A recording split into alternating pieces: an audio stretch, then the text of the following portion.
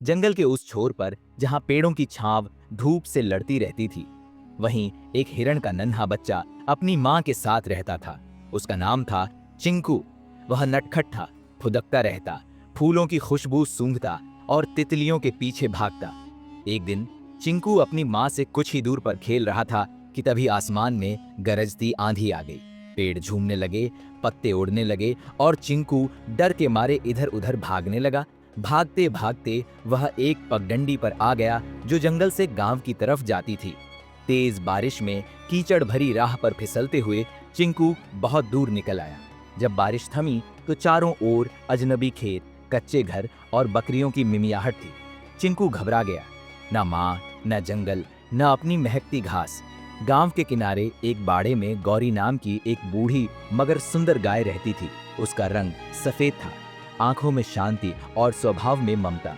वह पूरे गांव की दुलारी थी। उसे सब प्यार से गौरी माई बुलाते थे। उस दिन गौरी पेड़ के नीचे बैठी थी कि तभी उसे झाड़ियों से कुछ सरसराहट सुनाई दी और फिर वह देखती है एक नन्हा भीगा कांपता हिरण का बच्चा सामने खड़ा था। उसकी आंखों में डर था और शरीर थर थर कांप रहा था। गौरी धीरे धीरे उठी, उसके पास आई और अपनी लंबी जीभ से उसके माथे को चाटते हुए बोली, अरे रे, कहाँ से आया रे? तू डर मत, मैं हूं ना।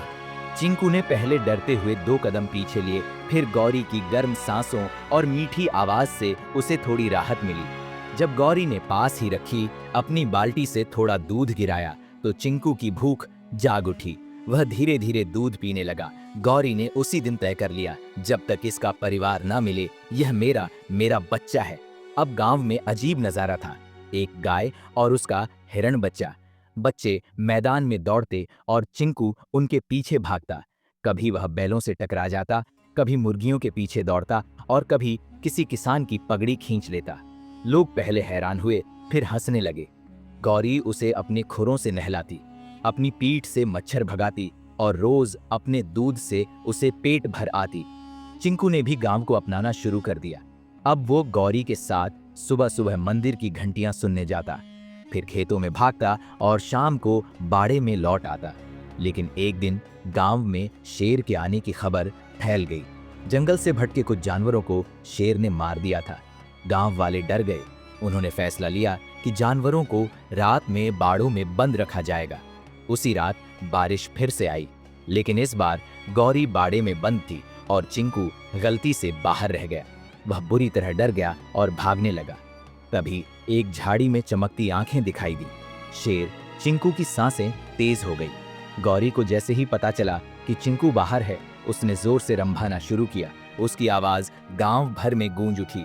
किसान जागे, लाठियां लेकर निकले और टॉर्च की रोशनी में जंगल की ओर दौड़े। एक लड़के ने देखा कि चिंकू शेर से बस कुछ ही दूर है। उसी समय भीड़ ने शोर मचाया और शेर डर कर भाग गया।